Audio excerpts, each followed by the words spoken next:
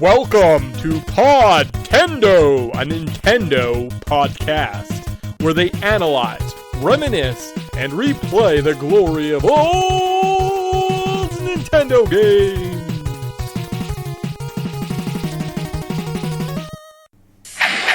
You're getting very greedy. You are me, Wario. You're very handsome. You have amazing powers. Plunder and pillage pirates' treasure. Bag up a zillion coins. Buying me a castle bigger than Mario's. Repeat after me. I'm the bad guy in Wario Land, Super Mario Land 3, where being bad is good and greed is good. Come and get it on Game Boy, greedy.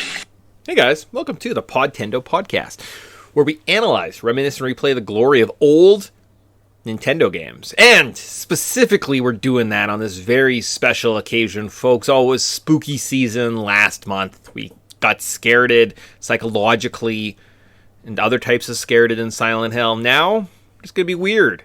No. We're going to do the month of Mario, but like the weird version. We're doing like the other guys. We're doing like the Mick and Tysons of the Mario universe. You know what I mean? Oh, 100%. And we're really diving into some of the, not the titles you think of. When you think Mario, you think synonymous. Yeah, we're stepping onto the side. We're thinking of the other guys, right? Like I'm the Wario of the group, and you're the little brother, scaredy brother of the group. So yeah, maybe I always played Luigi. Yeah, so we got a little Luigi, a little Wario in this month of Mario. Beautiful. Yes. And specifically, Wario Land 3. Do we want to get into it right off the start, or were you going to say something? Sorry, what were you going to say? No, we'll save it. Because this is a unique game. Let's just say that. Yeah. So we're playing Wario Land 3. Couple reasons. It's available on the Switch Online. Have that service. It's really easy to pick up and play my Switch at the moment instead of finding old games or ROMs or you name it, right? So very accessible. I also just assumed that the naming mechanics of the Game Boy games went Super Mario Land 2, The Legend of the Six Golden Coins, and then Wario Land 3. It's like the play on Mario Land. Hence why I jumped into this game. And it wasn't until, days ago. And I was like, there are other Wario games. That makes sense, because I've definitely played the one where you get, like, the moon. I did that as a kid. I got a big mansion and then got all the coins in the game and got a moon. So, should have known. Yeah, I mean, I think it's a weird one. I'm biting my tongue for a reason. But yeah, Wario Land, the Land franchise. Yeah. I think we mostly ran into them at like pawn shops or whatever. So someone had it was a short game though. Like someone had one when they came to visit us once over a weekend, maybe a week they were staying, and we were both able to like wrap it. And I had a friend that had one of them, right? So yeah, the Wario games are interesting. But we're playing Wario Land 3 on the Game Boy Color. So it's bright, beautiful. And I think we're just going to get into it because obviously Tyson's holding his tongue. He's got something to say. And or we just chilled at the beginning for a while because I don't think this is going to be a long episode. I'm like, 30 minutes? Sick. Cool. All right, you're going to get the Silent Hill Revelation treatment. Game Wario Land 3. That was developed by Nintendo R&D 1. Sold less than 1 million copies. More on that later. Release date was May 30th, 2000. How long to beat has this game at 10 hours. eBay, you can get a copy of this game for $35. Or it's just been sitting on your shelf ever since you were a little guy. It's just always been there on a shelf. And then on eShop, about $20 to $70 a year. Because they're all like, okay. Yeah, that's average prices. It's, you probably find a good deal on it. Yeah, and where to play. Trying to overcharge you. OG Cart, right? Should be able to find if you had a Game Boy Color or Nintendo Online. So, sweet. Yeah, pretty available. Weirdly, that this is one of those games that's available on the Nintendo Online service. I have no idea who curated that list. Yeah. But I just feel like some of them, like especially the Game Boy, kind of seems like it's neglected, right? Like there's a couple of them that I don't know if I've ever got updates ever since they released them, right? Like the Sega one versus the NES and the Super Nintendo for a while there. Like, they always just pump out, they're like, oh, here's these new games coming to our online system. And every time I pick it up, it's almost like, oh, we're updating. Here's some new tiles for you, right? I mean, games I never look at, right? But mind you, I mean... Yeah, or they'll be like, here's a random, like, challenge version of this game. Yeah, exactly. Yeah. I don't need this. Yeah. Yeah, like the update stuff, right? So for just... I don't know why this made it on the list. Maybe it's well regarded? I don't know. Let's find out. Let's get into it and find out, everyone. But first... We're not going to talk about Nintendo Onlines and your Wi-Fis. Nah. We got to jump into our patented Wayback Machine. Travel back to May 30th, 2000. Did they have Wi-Fi in the year 2000? Like rudimentary? I doubt it. To be honest, I doubt it. It might have been like one big giant machine you could put next to your desktop, and it would pump out the internet into it. But like... It had to be right close to it, but it was wireless, so it's pretty neat. I'm glad we made our parents buy that. Top TV shows that were on TV, the best rated shows of 2000 were Gilmore Girls, Curb Your Enthusiasm, CSI, Malcolm in the Middle, Survivor, and Doctors. Oh, okay, so this is when, maybe this was when CSI Mania was a thing. I think it started... No, because you're thinking of like the Spike TV marathons where they just ran CSI all the time. I think CSI started this year, so you need to build up the catalog of like the 4 or 5 just seasons. The 80 episodes a season. That are just all the same. Top cartoons you could be watching on TV in May 30th, 2000. Aqua Teen Hunger Force started this year. Dora the Explorer. Grizzly Tales for gruesome kids. Jackie Chan Adventure, Static Shock, X-Men Evolution, and Yvonne of the Yukon. Wait a minute. We've been here recently, haven't we? Potentially. And we're probably going to be there in the future again, so it's good times. Good. It's all right. It's an all right time. Were we just in the year 2000? Yeah, with Kirby. Oh, yes. Yeah, I think it was like April, and this is May, or maybe it was like June 10th, and this is May 30th. Yeah, okay. Movies this week were released this week. You could have seen Shanghai Noon or Big Mama's House. Still in theaters, you could see Dinosaurs, MI2, and Gladiator. Wow, I swear we were talking about these movies as well. It's like, but solid movies all around. And then if you waited a week or two, you could see Shaft, Chicken Run, Patriots, Me, Myself, and Irene. I love Chicken Run. That's a good movie. Yeah. Okay. Me, Myself, and Irene, I didn't watch it at first, and then I randomly came across it on like TV on like a late night or whatever it was, and I was like, this is hilarious. Why did I not watch more of this? I've never seen it. Yeah. Fair enough. Yeah, I need to go to my way. Okay, awesome. Top video games released May in 2000 was Metal Gear, Ghost Babel. That's what you're thinking of, all like Ghost Babel. Every time you play a game now, you're like, oh man, Ghost Babel, but I got to do the Wayback Machine, otherwise Nick's voice will haunt me. SimCity 3000, Perfect Dark, Bomberman, The Second Attack. Nice. Yeah. Perfect Dark, another game on that. It might be coming in January. Yeah. All right. Well, I mean, I'll be more excited to play it, and I'm excited, and like I like this game. It's just sometimes I'm like, maybe I'll do something different. Maybe I'll do like the year it was released or something. All right, we'll think about it. Yeah. Okay. Well, you know what? Come the time come January, we'll forgot. You'll find out all about it. Yep, exactly. I'm like, wait, were we just here? I swear we were just here. I'm like, oh yeah, it was Kirby 64. Okay, yeah, perfect. Because no one needs to ever think about Wario Land 3. Development details of this game. The gameplay in Wario Land 3 is very similar to that of its predecessors. Wario Land 2. Wario must take advantage of his enemies' attacks. Yeah, that's what it says. To physically change and access new areas. What?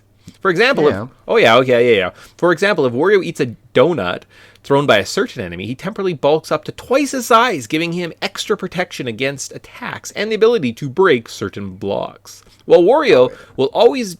No, go ahead. There's also the vampire one. That one's, spoiler. The personal there's favorite. like a stomping one where you kind of like become a pancake. Yep. And then you like float really weird. It's pretty cool. Bubbles. I feel like there were some bubbles at some point that you could use to like access like a certain coins or something like that. Yep. And then there was a zombie one. One was also was the only one that you could use to go down in platforms. Yeah. Yeah. Didn't mention that in controls, or maybe controls are coming up, but it's like, why the no jump down? Why you do this? No, I kind of forgot. Plus, I might have just copied literally the entire Wikipedia, and I'm just going to read it for everybody. And I didn't even edit it, so I'm going to stumble through this. Because there wasn't much in this game. Oh boy, it's going to be fast. All right, Wikipedia. Whoop, whoop. Let's see. Well, Here we go. While Wario will be affected by his enemies, he must also find new powers and abilities in order to progress through the game. The world of the music box is divided into 4 areas: East, West, North, and South, with a total of 25 individual stages spread across each of them.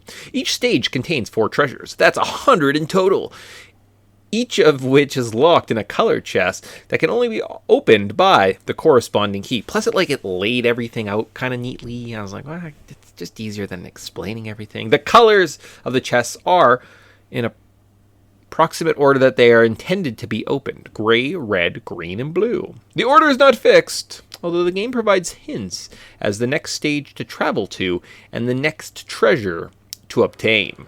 Finding new treasures usually opens a new path to a new stage or unlocks a new area in previous stages. Some treasures grant Wario a new ability, allowing him access previous unreached areas. Okay. Yep. Yeah, it does kind of a cool thing where it'll actually highlight the levels that you're like, hey, you might want to check out these ones, and you're like, thank goodness. Yeah. Could you imagine just mindlessly having to search every spot everywhere? You would. Yeah. Couldn't. So they were trying to make this game a little bit more approachable for its unique mechanics. Yeah, and for the most part, I think that's done fairly well. The only problem is when you there's a couple that will unlock 3 levels. Well, you got to write them all down and remember them, and then you unlock one. Well, guess what? Another area is going to be open, and you're like, oh my god, it's just never ending, right? You got to have a lot of paper and make notes and maybe a flow chart or 2. Hopefully, you didn't put this game down for a week. Pick it up, and you're like, what am I doing? I don't know. I don't even know what I did. Great, awesome. Well, welcome to a good chunk of my playthrough. Yeah. All right. Whatever. No. Time alternates between day or night each time Wario exits the stage. Some stages change depending on the time of day. Certain enemies may be replaced, or different pathways may open. In some stages, Wario will have to play mini golf to progress. Or I guess just a golfing mini game. It's not mini, it's actually real size, but it's just small because it's on a Game Boy screen. That's why I got confused there for a second. It wasn't because I'm just a terrible reader. He must knock the enemy into the cup without going over par for that hole, while avoiding hazards such as water, bunkers, lava, and rough. Yep. Yep. Actually, you know what? Solid mini game. I enjoyed it every time I played it. I kind of was like, golf, man, I'm in. Okay. It's pretty easy to get a hole-in-one on the par 3s. Oh yeah, no, I mean, if you ever don't care. Still feels like I'm a champion every time. All right, sick. Coins that you can find in this stage are used primarily to play the mini golf. No, it's just golf, just regular golfing mini game described above.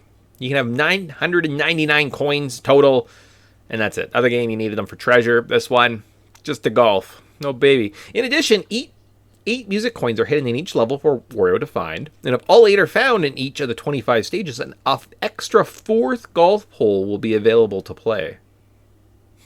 Worth it. As the previous Wario Land games, Wario has no health and cannot die. The lone exception is that he can get captured by the game's final boss, Ruby the Clown, and get a game over. This simply returns Wario back to the music box overworld. Yeah, the only time in the game where you can actually die. Most of the time, Wario just in a game there's a health bar. That's why I think as a kid I really appreciated wow, a game that I can't die, how cool.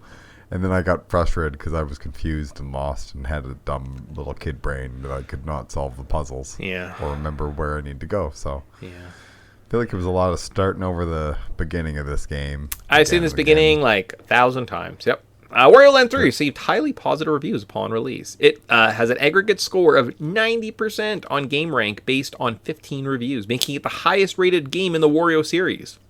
Okay. Cool. I believe it. I can see why a lot of people the Wario Land franchise. Wario games are always super funky. The WarioWare games are these quick bursty mini games, and it's madness, but it's always very. It's a crazy. it's like gameplay, just on gameplay loops cranked up to the max. Yeah, exactly. Where you're just constantly going through different types, and it's fresh. And I mean, I really liked the idea. I can see why this was like really well reviewed, because at the time, this game encouraging you backtracking and exploring was like, man, this in a Game Boy game, this is unheard of. When a lot of it's just like, walk right, you complete the game, hooray, here's your whatever. Well, and it's just like a bit of a counterculture or a different noise or a sound that you're getting from like your Mario games, right, at the time, which were very much platformers. Basic. I mean, they're still platformers, right? Yep. Mario Wonder didn't do anything special. It was just a game. It's just regular. It's just New Super Mario Brothers with, what if you had magic powers? That's it. They did nothing unique. They've never done anything unique, but it's just generic, plain, and people just eat it up, right? Like, I play them all. I'm not gonna sit here and be like, I don't play them, but I still play them. But this is just kind of that. The gameplay loop's very but it's consistent, right? But this Whereas is the Wario Land games isn't. The gameplay loop is like everything but consistent. It's a little more punk rock too, right? And you need that too, right? You need those kind of weird games you get out there and you're like, oh, you don't like platforming, but we were trying a Wario game because like Wario Lands, they get kind of strange a little bit, and you're like, okay, cool, right? Could be for everyone. Tyson, you're not a platformer. You don't like platforming. It sounds like maybe you don't hate platforming in this game. There's a lot of times where it's frustrating. That's because I always just suck at platforming. Sure. That's a weakness of mine. But I mean, for the most part, I think it's not. I didn't feel cheated mostly by the platforming. There were some ridiculous jumps where like you have to like try to like walk over a little bit, spawn the enemy, and then keep walking to make a perfect jump and bounce on their head so you can get to another spot. Like there's stuff like that, but I felt like even just the simple, like it felt intuitive where like if there's a single space gap, if I hold down and jump, I just jump in my small lowered version, which is like fantastic. Sure. If the controls didn't, I wasn't guessing at what I was doing or trying to everything. Wario responded to everything that I was trying to do. If there was a mistake, it was clearly the controllers. Okay, nice. For the most part, handled pretty clean, was clear there. Let's see, where else we got? Still got some notes to go. We're not done the Wikipedia page yet. It was a runner-up for GameSpot's annual Best Game Boy Color game. How long did that go for? Game Boy Color's only around every year. Wow. Name a new Best Game Boy Color game. Best. I mean, how many? This year again, it's also. But there can't be that many winners in that category. And Best Platforming Game Award. Sorry, I lost track. And then respectively, Dragon Warriors 1 and 2 and Banjo-Tooie got those 2 awards. So. Oh, okay. GameSpot's Best Game Boy Color. Is that? So I'm assuming it's GameSpot's annual reviews. Yeah. And they gave Best Game Boy Color game that year was. I see. And then when it was like GameSpot's annual awards. Okay, cool. Yes. They're not saying the annual Best Game Boy Color. That was like some coveted title. No, the GameSpot annual awards. All right. Perfect. Good. Well, you know what? I'm glad you figured that out. We didn't go down a wormhole of trying to find like GameSpot's annual Best Game Boy Color game. Okay. 2024. It was the 10th best-selling Game Boy Color game in Japan with 255,536 copies sold. There you go. Holy moly. So, wait, let's go back up here. They sold over less than 1 million. Yeah. Okay. Checks up. Okay. Checks out. Yep. Sweet. And then the Legacy, Ruby the Clown, and several Wario Land 3 enemies return as antagonists and playable characters in Dr. Mario 64. In the game's story mode, Ruby sends his henchman, Mad Science-Stin, to steal Dr. Mario's Mega Vitamin, which can cure all forms of illness, to treat his cold. Dr. Mario and Wario pursue the Mad Science-Stin and facing other Wario Land enemies in the process to get them back. Cool. Did we ever play Dr. Mario on the 64? I think it might have only been released in Japan. Yeah. I was going to say, that'd be a fun game to play on the 64 if we haven't played that game yet. I've definitely played it. I could play some... Oh, I have a ROM hack. Dr. Mario game. I have a ROM hack on my 64, and I've definitely played it on my big TV. So, yeah, cool. The controls. As we were kind of talking about that, Wario handles a little bit clunky. Interesting. His limited moveset inventory early on is really noticeable, and you need to unlock high jump and throw before the movement and platforming opens up. Okay. Interesting. Yep. Sure. You definitely. Like I feel like there's also like a butt bounce at some point you unlock. yeah, certainly. Yeah, you definitely get kind of like the butt bounce. I mean, this game for sure picking up Wario is kind of like the dumbed down. He's the Metroid at the beginning of the adventure. He's like the Kratos. You know, you have all these cool controls. You have all these cool movements from the last game. What if we took everything away from you? I mean, Wario doesn't get new skills. He just gets his old skills, and you know, you unlock them throughout the adventure. They kind of had like a Metroidvania, Zelda kind of e-dungeon thing going on in this game, right? And it works. It just, oh boy, starting up again after you like kind of know it, like his jump and his move and his dash and his speed and his a bit. They're like, oh, I hate being so limited. It's really frustrating. Oh, starting this game is not fun. Yeah, no, like And just an update: Dr. Mario 64 was released in North America. What? And the EU, so Yeah. we're safe. Okay, cool, sick. Yeah. So in terms of that, I would say that's probably like the biggest gripe, like Tyson mentioned. It's very fair. It's just those limitations early on. You really feel it, right? Especially even like swimming. You hit the water and you just kind of sit there and you float, and you're like, oh, I hate this. I hate not moving fluidly. You get the flippers, you spin around, and you're like, that's what's supposed to control. It's just. Ugh. Just they limit you. They just restrict everything you do, and there's nothing more frustrating than being like, okay, you're fine, but you just move really slowly, frustratingly slowly, and it's like, oh, this is like watching paint dry levels of slow. Yeah. Other than that, controls like Tyson mentioned earlier, good, solid. They're Wario. If you played a Wario Land game, that's how they control. If you never played one, hopefully I explained it. Yeah. Well, maybe I explained it somewhere. With that though, we got to get into our first memories of this game. So I know we owned this game. I still do own it. It's been sitting on my bookshelf in a house where I've lived for probably 24 years. I just don't know how it got there. I know playing as a child, I would kind of pick it up, play the first couple levels, either get bored, confused, or I just didn't care enough to get unstuck or solve one or two more obstacles, right, at any given moment, and would quit on the game pretty easily. No, it's not something I like stayed through. I don't know if I ever got a power up, right? Like maybe butt bounce, but by that point I was like, I don't know where to go with this butt bounce. Like I can't go back to every single level and explore every single screen. Like it's just I'll come back to it later. And then I'm like, I don't know what I'm even doing in this game, right? So no, never had the joy of playing this game before. Yourself, do you know something? How did we get this game? Either one of two things. Maybe this jogs a memory. Either it was a pawn shop find. Okay. Because it was an actual Game Boy Color game, and it was like one of the few Game Boy Color games, and I just got my Game Boy Color, or it was one of the games that came with my Game Boy Color. So I feel like we got it right around the time I got my teal Game Boy Color. Interesting. Because I had a Game Boy Color, and I mostly just played Pokemon Red on it, or like Link's Awakening. I had 0 games that had the color thing, so I feel like that was a thing we were looking for, and then we randomly found a Game Boy Color game called Wario Land. And you're like, oh, Wario Land, that's kind of like Mario. Sure, why not? I'll try. I wonder if this is where like the money from Kirby went. Could have been. Could have been. You know, because that had been right around the time that I was just like, you turned 80, you got like 65 back. You're like, if I get a Game Boy game, I could still do something else. You know, like I'll get myself a Trunks figure.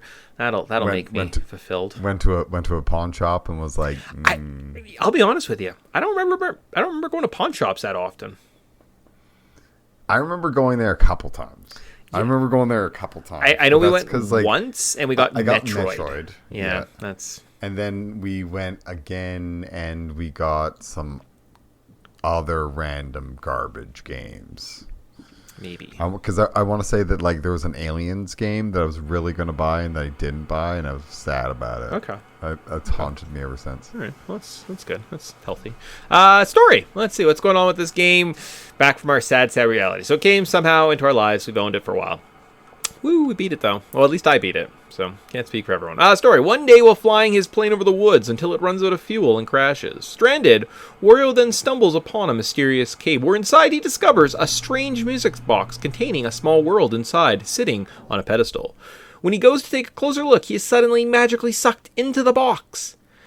when he awakes up in a dark temple to meet a hidden figure who informs Wario that he is the god who once protected the world inside the music box until an evil sealed away his powers within 5 music boxes scattered throughout the world. The figure promises that if Wario can gather the boxes and free it, it will send Wario back outside and allow him to keep any treasure he finds along the way. Yeah, It's like story. Kind of portrayed, right? There's like animations, you crash, you see the music box, you go in, this big scary face talks to you. Cool. I always thought it was a frog.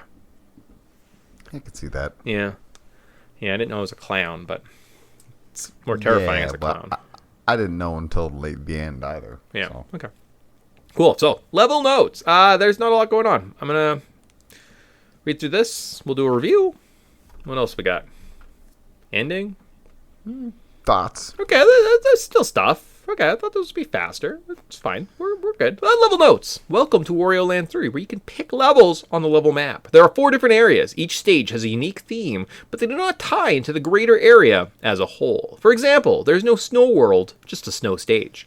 Each stage has 4 exits, protected by a key, usually only one available at any given time. After completing...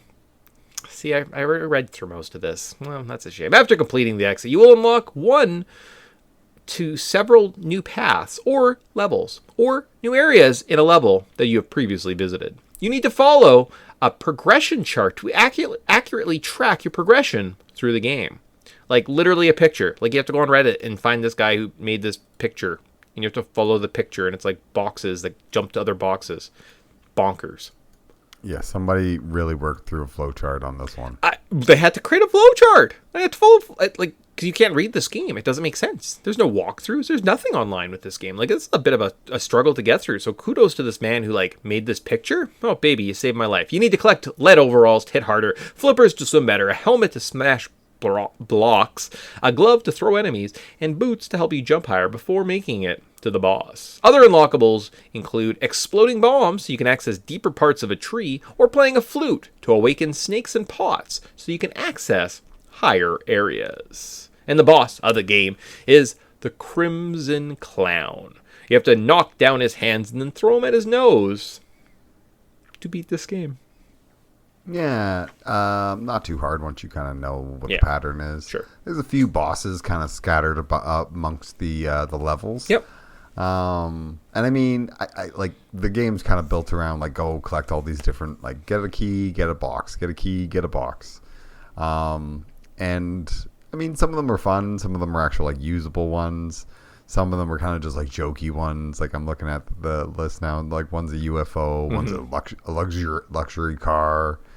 One's a locomotive, one's a telephone. Like there's just like there's clever things, and I think the game doesn't take itself too seriously.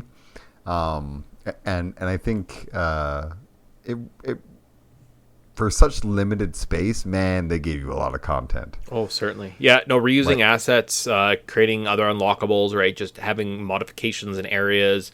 They do kind of give you a lot. Like, it's a couple things that I wanted to go over. Not the keys, not the new path, no. What were some of your... so like we said, they kind of unlock different parts of levels, but it's always in a unique, specific way, right? So, for example, at one point, you awaken snakes and pots, right? Is there any other kind of random treasures or, like, progressions that you're like, what the fuck? That's weird. I can't think off the top of my head. Like, I know there's the... I know there's a Pikachu that I came across, and I was like, what the fuck is there a Pikachu? Okay, sure. What Nintendo product. Yeah. And I mean, I think that's kind of like just like this game all over the place. Like, there's sometimes just random stuff will happen, or like, I was talking about like turning into a vampire, but like just all the like little like power ups. I never expect like there'll be a worm that all of a sudden turns you into a string that's rolling along the ball. Sure. Rolling along like as a yarn ball, and it's like I never know what to expect in this game, and I think that's kind of just the fun and the madness of it. Is sometimes like every and even just like simple like little enemies, like little like bluebirds that like just kind of shooting across the screen, like use them as like platforming.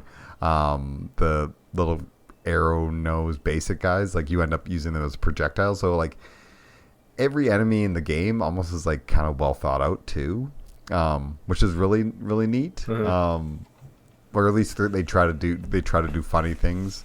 I always enjoy when like Wario gets turned into fire, when you have to like go like burning something else down, and it's like this. It's just fun. It's like it's clever. The game designers obviously had like a lot of like they just went, yeah, just be creative. If it makes sense and it works and it's not broken, just put it in the game. We had to come up with a million of these bloody levels. Do you have any other examples off the top of your head? I literally pulled up a list. The only ones that like are jumping out that I'm like, oh yeah, that's what that does. You get magical seeds that grow beanstalks in a couple areas. There was a mist fan. No, I think it was something. It was like a rainbow that like awoke some owls, and then the owls would kind of carry you to some different areas, right? I like that. Yeah, in terms of actual, like Tyson said, the fire mechanic is how you light torches, right? So they have kind of like the Zelda, light a bunch of torches with these kokiri or the kakiri sticks, right? Yep. But like it's just your butt, right? Or yeah, sometimes you have to land on a certain platform, or while you're on fire, you have to kind of like make sure you jump and you bounce the right way so that you land in a certain area. There was throwing, I feel like, was a big one, but that was just kind of more one of the unlockables, similar to like butt bouncing or like breaking through some blocks. So yeah, those are kind of probably the biggest ones. I think so. I mean, a lot of time it's just kind of experiencing what this game holds, because Wario can't die or doesn't die, so it's kind of like get hurt, see what happens. And I think that's this game rewards you for exploring and just playing it. And I think that if you were a kid, like I had this game as a kid and I was like, I'm frustrated. If this had like just a map, but maybe I'll save that for what would I change. Yeah. Okay. Cool. That's kind of everything in the game. Review. So favorite part of the game. Let's see. I enjoyed the layout and structure of this platforming adventure. I like the idea of creating a platform level that needs to be returned multiple times as you unlock other exits, right? So it sounds a lot like kind of an open world aspects of like Mario 64, right? Yeah, or different, or some like the narrative structures of like Sunshine or something, right? So they kind of took that idea of, well, what if this world was bigger, right? And I kind of like that. I really like the ambition, the simplicity of creating 100 different exits through 25 stages through just simple math, right? Like essentially, like there wasn't anything greater than that. So no, I really like that part of it. I kind of enjoyed returning to levels. It's one of those things I kind of wish I'd given it more of a chance as a kid, or had more time to like sit down and like actually play through it normally, right? So, but I'm like, no, that's cool. If you had time, I'd definitely say check this one out. So that's cool. Yourself, do you have a favorite part? I want to say the power-ups. Like every time I just got hit by somebody, or you turn into a bat and you're flying around, or you turn into a zombie or whatever, got lit on fire, or even the yarn thing. Like this game is fun. But yeah, the level design is so amazing. That's why I can see why this game was so praised by like critics, because you're like, this is a clever game. And it is. I wish I would have gave it more of a chance, or I had more patience as a kid, or I just like paid more attention, or had like a little notebook and like just take notes, Tyson. Just take your time, take notes, because it's like, because you don't die, the only thing that's holding you back is just your time. So it's like, and I think most of the puzzles are pretty self-explanatory. Like if you need to throw something through it, the blocks will look like they need to have something thrown through it. Exactly. Like, yeah. It's tight. It's clever. Maybe a little bit too samey in a lot of areas, but yeah, my favorite part is definitely like just like the power-ups. Cool. Yeah. So. They're fun. They're fun and like unique, right? Because it's not Mario's firepower. It's no, you get lit on fire. Oh, okay, that is unique. Yep. Or you eat a donut and you become a fat guy. Yep. And you thump through a bunch of like bricks on the ground. You're like, this is fun. I like this game. Yeah. Sweet. Most memorable part. So could it be the opening cutscene, the scary clown in the temple, the first level, getting the axe and wondering, where's my axe weapon? The game tower that you run past multiple times, don't know why that's there, getting upgrades.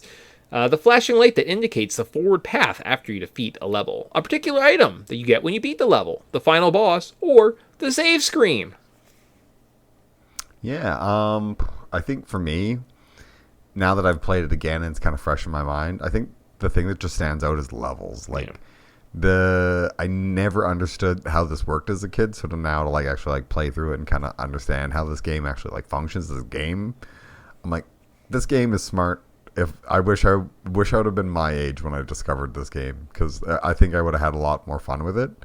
But there's a lot of those like, you know, I remember getting stuck at this part as a kid. It just like kind of rubs you the wrong way. But definitely the most memorable part in my mind is just like, I'm gonna think back to like, man, what a crazy game. It made you like backtrack, and it was super clever and way ahead of its time. Like you said, it's kind of like an open world 2D Game Boy game. Like, it's crazy. Yeah, no, yeah, and again, we'll get to it. I'm like, cool if other games did this. Looking at you, Mario. Very simple formula. You could still, look at this. You can just return to the level with these new power-ups in different ways. Totally. Least favorite part, the lack of memory and lack of memory.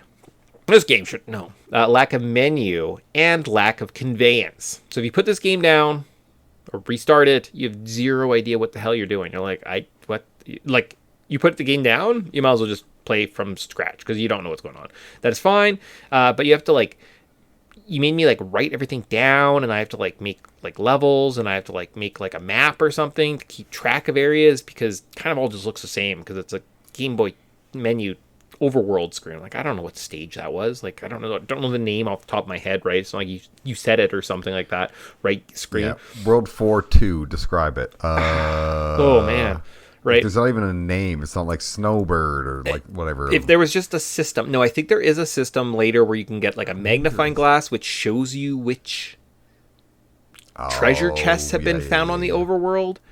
But that should just be a basic function in this game, guys. Like, I know you stripped everything down, you took Wario and you made him bare bones and you wanted to build it back up, but like, I kind of feel like a navigation screen or a tracking or a menu, just say, click, here's all the levels of this world, here's what you need, and like indicate what you could go get. Cool, awesome. I know I can go to stage 4 and go for the blue chest. I have some direction. But the fact you don't give me that is really, really hard to... Oh, no, I guess my recommendation would be, this game's fine, you can play it. But like, don't ever not play it. You know what I mean? Like, play it until you're done, because once you put it down, you're finished, right? So, for yourself, do you have a least favorite part? Yeah, it's just like backtracking. Okay. And sometimes like backtracking through difficult platforming parts, and it's just like convoluted, or if you accidentally get hit or bounce off the screen, or like enemy boss battles where it's like one hit and then all of a sudden, nope, restart the whole boss battle again. And it's like, there's those days where I wish I had a health bar. Just like allow me 1 or 2 hits some days in some scenarios. It's messy. It's confusing without that beautiful human being who made that flow chart. I don't like. I would not be able to have gone as far as I did in this game. Yeah. So. Okay. Sweet. And then, sorry. Yeah. Backtracking. Well, I kind of like going back to the levels. I don't know. Yeah, it's fun, but at the same time, like, it kind of gets a little like old and tiresome. Yeah. In some of those like levels that. Yeah, I guess if there's an it's annoying, like the annoying area or that annoying obstacle that you have to like meet multiple times. Like there's that one room, and I think it's like a tower. One of the areas is a tower, and you have to climb up, and like each room there's like a different key. And I was like, I don't want to climb up this tower again. It's a lot of work and hitting switches to get up this high, and like I know I have to do it again. And it's just defeating, like going through the first time, right? So it's never fun. 100%. And it's like, I like the idea of backtracking, but I can imagine backtracking if you forgot where you were supposed to go. Yeah. Oh, and you're about halfway through the game, don't know where you're supposed to go. What do? Yeah. Just start playing levels and trying things. And I cut you off. Did you have a rebuttal for my lack of conveyance or menu? No, I completely agree. Okay. I completely agree. Like I would agree with all those points. That was the first thing I noticed as a kid, was like I booted up the game, turned it on, got started, and I was like, cool, want to put this down. no pause, no menu. What? How do I? Okay, I guess I'm just playing this game.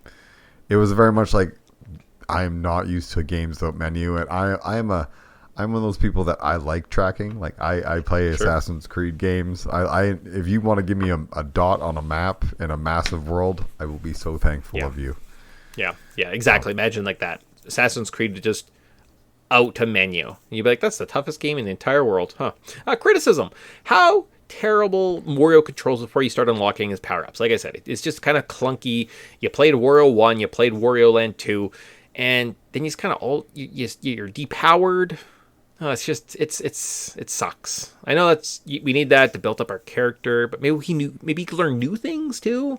I don't know. It's just that first quarter of the game is a bit rough, and then it's fine, right? Like maybe you need to get the flipper so you can swim, because you jump in the water a couple times and you're like, ugh, this is miserable. What a miserable experience, right? Yeah. Yourself. No, I get you. My criticism is kind of just like this game order or like progression should have been thought out a little bit clearly, because there's some times where like you don't even really finish like World 1 until like 90% of the game. It's the last area almost. Yeah, and you're like, what? I'm going back to World 1, so it's like, just make me flip through all these screens and flip through all, like, I don't need to do that. Yeah, or like you said, order it. So you kind of like slowly work along the map, then you end the map, and then you work back, if that's what they ultimately wanted. Yeah, but just or something. The random jumping does seem kind of, you're like, oh my gosh. No, it's a good point. It's really like they just tossed it into a ball dispenser and we're like, oh, you go next to this level. Like, okay, sure, whatever. Sweet. So. Yeah, a final praise. We'll say something nice. We'll wrap up the show. Much like Goonies 2, if you sat down and made a list or a chart and just kept track of where you've been, where you're going, I think this would be a really good challenge and a fun puzzle. It'd be great. However, it's not a game you can just pick up and play without a great deal of frustration, right? So it's kind of one of those, you got to pick it up and just, I'm going to go through it. I'm going to beat this game. It's going to take a couple hours. I'm going to follow this flow chart. Yeah, it's like 4 hours or something like that, right? Without looking up like specific solutions to in-game puzzles. Yeah, and that's cool. But again, like, I like that you could beat it and you do have to do these things. It's just, I don't always want to do that. There's a time and place for Goonies 2 or Wario Land 3. Like, don't get me wrong, but it's not the most accessible, right? Yeah, no, for sure. I guess my praise is that it's a really unique experience that does something. It's really ambitious, and we always praise ambition and going for brokenness. And they did something new and refreshing. It's a little bit tiresome and a little bit like, oh God, this can be a pain these days and during this or doing that. But it's like, all in all, like, given the gaming landscape at this point, I think this game did something way cooler than this game on a little Game Boy game thwomps Kirby's Dream Land, hands down. Kirby's Dream Land, yeah, sure, it's a baby game or whatever, but it's like, this game gives you makes you think, makes you try to analyze the levels. Kirby, walk right. Yeah. And I think that this game really, like, the game level designers were passionate, and the game designers and the game, all the different gameplay loops and all the different like puzzles that you're solving. Like, it's fun. It's really, it's clever. Yeah. It can be frustrating. I'm not saying it's not a frustrating game, but there's lots of fun to be had in this game. Yeah. With some unique and original ideas. I agree. I see it written down in my current thoughts. So I'll just kind of jump into it now and kind of jump off what you're saying is, like, I love the idea of this game, right? It's a platformer that has multiple challenges in each area, and each room is its own little puzzle that you have to solve. Cool. Awesome, right? That makes sense. The execution just isn't the best, right? They need a menu, maybe a guide system, something else extra, just that one little bit more. But every little room, like, how many rooms are there that you just felt so satisfied, right? You need to get the key from the left side, and then to get to the right side, you have to like butt stomp on some platforms to make them adjust the height. And once you figure that out, you're like, I'm the greatest guy in the world. But it doesn't tell you. It doesn't, like, say like, oh, hey, Wario, better do a butt bounce. That's how you move along. It's very satisfying to be like, oh, that's how you solve that solution. Cool. Awesome. Right? Or you see a guy spitting fire on one side of the stage, and then you see some fire blocks guarding a treasure chest, and you're like, how do I get across the stage, right? And each little room is almost its own little unique puzzle, much similar to like WarioWare games did that later, right? Each little kind of mini game kind of flies at you, and this one, it was very consumable, and it is that Metroidvania element with a little bit more puzzle, right? Like it is kind of almost a fusion between like the Metroidvania and the Mario and the Zelda, and they kind of just smushed it all together in this incomplete thought, and you're like, ah, cool, all right, so that's what we're getting here. Yeah. Super interesting. Little game. I like what you said kind of earlier when you were talking about like, hey, Mario, here's like a game where it does unique things, so you don't need to repeat the platform. You're like, yeah. Some of these Wario Land ideas should be like injected or embraced by the Mario Brothers like games. Yeah. Because it's like, imagine a game that Mario game that encourage you to like good platforming, but like here's a new ability that encourages you to go back to like maybe replay all these levels again, and maybe there's like a reverse of all these levels or something. So Mario Maker destroyed 2D Mario because now every level that can almost ever be conceived is being made, right? Yeah. You know, even the really crappy ones. This is like level refinement. So what if, in a Mario game, as you're playing along, all of a sudden level 1-3, you unlock something. You hit a button. Well, now level 1, all of a sudden there's some more platforms. You know, there's some vines you can go back to. Now you can work on like platforming via vines to get to a different area. You know what I mean? Like you can just build on these pre-existing worlds and create a really unique experience. Now, they're never going to do that. They're just going to keep pushing out the simple run right and jump mechanics, right? Unfortunately. But if you did want a little difference, it's Wario, right? I wonder if there's any other Wario. Is there any, like, did Wario get other platformers after this? I don't think so. I think he got like WarioWare games after this. Okay. Good question. I'll wiki it. Yeah. Cool. Ending. So after Wario defeats Ruby, he is met by the inhabitants of the music box, now restored to their former selves. They were the monsters we encountered throughout the adventures, and they attempted to stop us because they did not believe Wario could defeat the released clown. They thank Wario and transport him back to his own world along with all the treasure that he has collected, as promised. Aw, cute. Looks like he has gotten some other games. There's a Wario Land 4, Wario World, Wario Master of Disguise. So, he's not without it. What's Wario World on the GameCube? Yeah. Okay. Neat. Current thoughts? No, we did that. What would you change? For myself, I'd say we said it, guys. In-game tracking system. Just something to log which levels I'm going to, where what happened. Yeah, or at least the world, like when you hop into a world, give me a map so I can maybe like quickly like, oh hey. Sure. Do the Mega Man X thing where you just scan the level quick and you say, here's the level, and you say, oh okay, cool. I don't know if I've been up to that top area. Yeah, we should head that way this time. Right? Yeah. Or I said like make the worlds more diverse, like Iceland, Waterland, Desertland, Grassland, right? Help my recall of the game a little bit. Like, oh, in the ice world I should go to level 3, as opposed to like that area by the bridge. I'm like, which that purple background with blue and alternating tiles. That's like 12 levels. Yeah. What would you change? I to me in-game tracking or just that map a little more clairvoyance and what the fuck I'm supposed to do. Help dumb baby Tyson get his way through this game. Any assistance would be helpful. But apparently some poor sucker slogged their way through a flowchart to give us this. Yeah, thank you. Appreciate it. Yeah, you're the best. You're the best. That's the one thing I wouldn't change. That guy, the guy that made that flowchart, baby, I love you when you're working through this one. Cool. So I think that wraps up this game. Is there anything else you want to say about this game before we move on to our end section and kind of get out of here? No, I mean, I mentioned how this game kind of scarred us as kids. Yep. Never really beat it, and we were frustrated.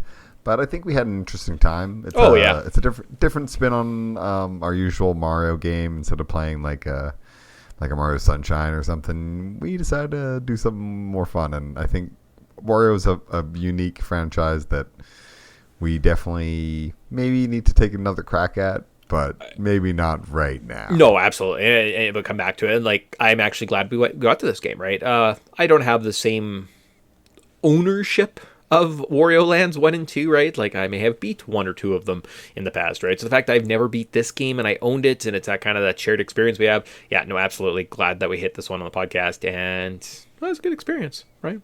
Like, I don't know. Do you want to follow a flow chart or make your own? No? Well, then don't play this game. Yeah, maybe skip it. Yeah, cool. All right, sweet. So that we're just going to end with a cultural significance. And in this section, we look at game design, the lore inspirations, turning points, interesting stories. We talk about how this game relates, give other examples, to tie it all back together in the end. Nah, I think today we're just this game is very odd compared to its mainline Mario games that Nintendo was releasing and still are. Suck it, Nintendo.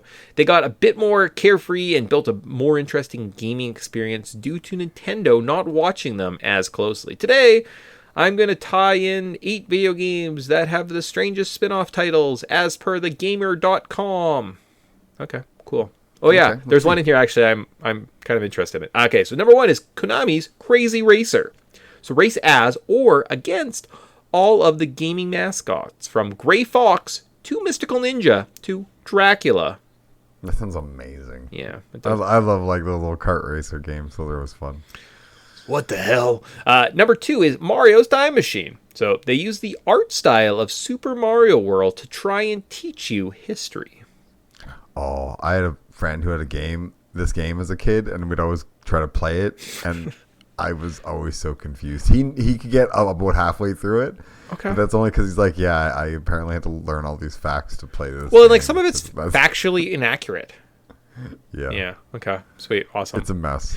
Why don't they bring this back? Like, I feel like Mario could definitely, like, we could definitely teach kids stuff through like Mario's Time Machine or Mario is Missing or something, right? That was one of the most disappointing games. Yes. Mario is Missing, and it was like he was in a cage and Luigi was there and Bowser, and you're like, what? And I always wanted to buy it, but it was like $80, and I'm like, it's just too much for a Super Nintendo. And then game. you play it, and it's really just like Luigi running around. Oh my! I would have. Going into the doors and stuff. That would have been the most disappointing experience of my life. I'd be a different person had I bought that game. Oh baby! All right, how number 3? You know what? Maybe that's another game we need to like punish ourselves and be like, let's see Next how year far we're just we gonna can get. learn stuff. Oh god! All It right. sounds awful. Persona 3/4/5, Dancing in the Moonlight/Night/Starlight. Like Persona, what if the RPG was a DDR ripoff? Oh, that's fun. Yeah. I don't know much about the Persona franchise. I will admit that. Yeah, no, me neither. I'm like, God, it's cool. And people that love it, but RPGs scare me. Number 4 is Final Fantasy, Dirge of Cerberus. Don't like dancing. What if your favorite RPG was instead an FPS? Yes, we played this one. And would we recommend it, Mick? No. I think it just sucks. Yeah, it's a bad game. Yeah. Like if you had nothing else and you're like, oh, no, it just sucks. Like, and I always get drawn in because like the beginning is kind of cool because it's like gothic and there's guns and you're like, Cloud. It's got Vincent. Who doesn't love Vincent? He's our favorite character. But the rest of the game is just awful. Run around in third person and mash the shoot button and jump in that god awful animation. If I ever listen, I still have flashbacks to that animation. If I ever listen to our Final Fantasy VII retrospectives, I might do the movie. Definitely skip Dirge of Cerberus. Number 5, Mega Man Soccer. So Mega Man sprites with World Cup '94 game engine. Not fact checked. I just imagine that's what happened. That'd be amazing. Yeah. Okay. That sounds like, give me this. I want this. Okay. Please. Thank you. How about number 6, House of the Dead. Typing of the Dead. Take that, Mavis Beacon. Actually, I bought this game on Steam one time. It was on sale, and I was like, yeah, learning typing, but shooting people. Does it get like hard, or is it just like simple stuff, like it's like R and E? Sometimes they'll just be like a whole sentence. Okay. Like the better you're doing, there'll be like a whole sentence, and there'll be like multiple monsters coming to. So you have to type out multiple sentences as they're like coming towards you. So it can get hard. Okay.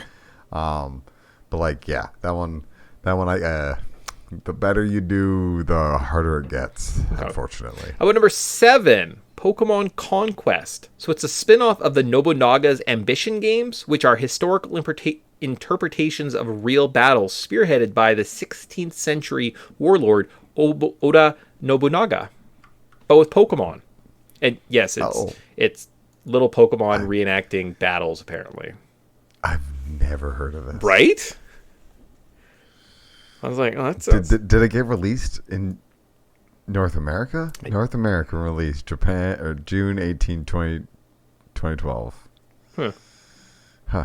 So this is a thing. Yeah, look at that. Never heard of it. But pretty cool. Hey, let's use Pokemon to teach historical battles. Or it just might be them killing each other. Yeah, well, that's Pokemon in a nutshell. $125. They faint. What? I don't want to buy it for 100. Like, I would have done under 100. 125 is too much. Okay. And then number 8 is the Ripened Tingle's Balloon Trip of Love. You play as Tingle, and he loves things, I guess. Sounds awful. I don't know your thoughts on Tingle. I don't love Tingle.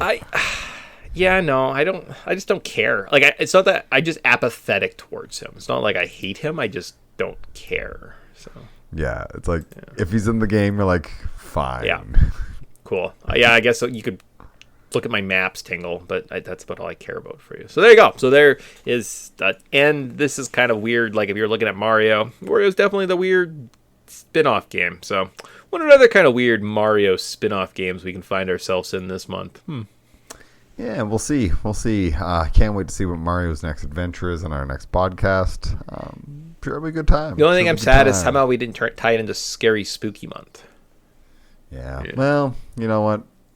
We just don't want Spooky Scary Month to ever end. It's the best month. Yeah. We love it. Miss you already. I know, and it's just like cold outside, and you're like, ugh, that's terrible. But much like the night, I don't know, something. I think podcast's over. Cool. Did we miss anything? Nah, I think we did a pretty good job. We almost talked for an hour on Wario Land 3 of all things. I didn't see it coming. Did not. I was like 30 minutes in and out. Easy peasy. I'm glad we had some stuff to talk about, though. It was good. Good experience. And unless you have something else, I'm going to say bye, and we'll see you guys in a couple weeks with another Mario adjacent game. Yeah. See you guys next week or next time, and looking forward to it. Should be a good time. Awesome. Bye. Bye.